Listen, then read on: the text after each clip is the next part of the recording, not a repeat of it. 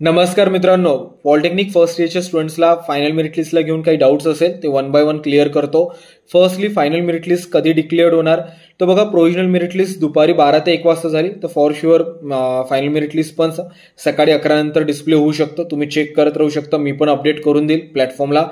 Second, final merit list कशी check करायची? तर फायनल मेरिट लिस्ट दोन पद्धतीने चेक करू शकता.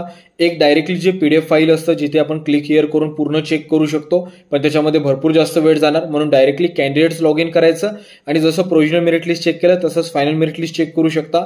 Third, final merit list change होणार का सर? माझे मेरिट नंबर्स वगैरे याचा काही इम्पॅक्ट होणार का?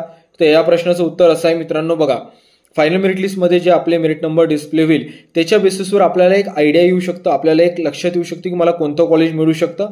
तर तुमच्या ऑप्शन फॉर्मची लिस्ट बनवताना तुम्ही हा रेफरन्स पॉईंट कन्सिडर करू शकता. अजून काही डाऊट्स असेल तर विचारा आणि चॅनलवर जर नवीन असेल तर नक्की चॅनलला सबस्क्राईब करा.